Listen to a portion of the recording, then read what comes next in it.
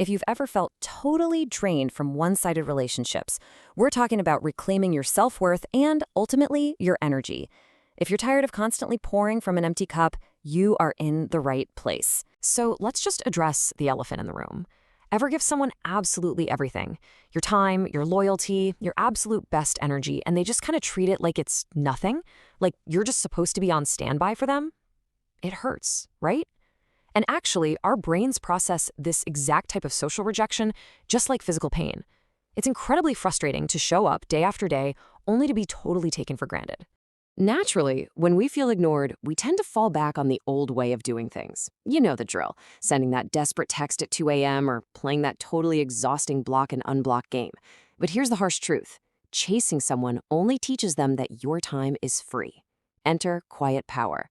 This isn't about being petty, not at all. It's about calmly redirecting your energy back where it belongs, to you, and finding real, unshakable inner peace in that silence.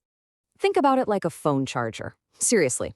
If you leave your charger out in the open every single day, people are just going to borrow it. They won't ask, they probably won't even say thank you. They just use it because, well, it's there.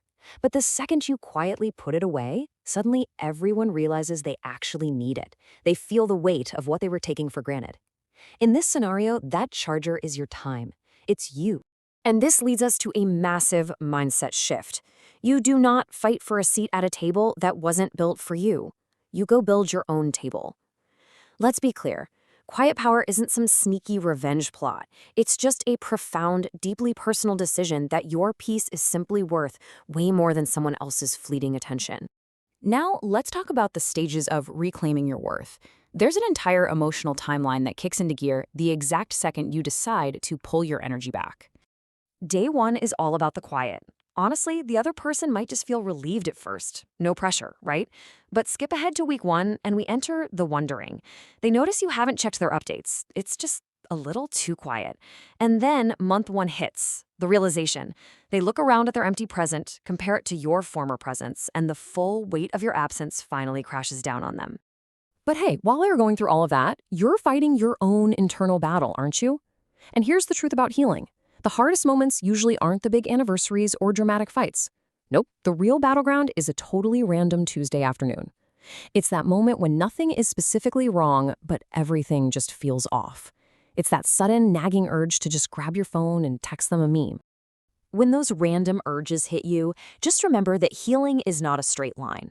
It's really not. You don't just decide to move on once and you're magically cured. It is 100 tiny, everyday choices. When the urge bubbles up, don't fight it. Just let the feeling pass like a cloud. You have to actively choose yourself again and again until eventually it stops feeling like discipline and actually starts feeling incredibly good. So let's get into the 5 daily habits for energy. Getting to that point where choosing yourself is second nature requires a solid roadmap. Here is your step-by-step plan. Step 1, stop the habit. If you're constantly checking their social media, break that loop right now. Step 2, fill the space. Take that urge to check on them and redirect it. Text a friend, go outside, do literally anything for you. Step 3, stop explaining yourself. You owe absolutely no one a dissertation on why you are protecting your peace. Step 4, notice the shift. Pay close attention to how after a few days, you just start to feel a tiny bit lighter. And step 5, keep going. Whatever you do, refuse to relapse. And you have to keep going because trust me, you are going to face the test. There will be that inevitable moment when they finally do reach out or you feel this massive pull to slip back into your old patterns. Don't do it. That temptation, that's the test. Passing it is exactly how you grow. It's you proving to yourself that your worth is completely anchored internally now. Which brings us to becoming magnetic. This is honestly the best part of the whole process. The entire narrative shifts here. It's not about whether they miss you anymore. It's entirely about who you are becoming. You step into the state of being truly magnetic. It means being whole, complete, quiet, and strong, completely without the need for external validation.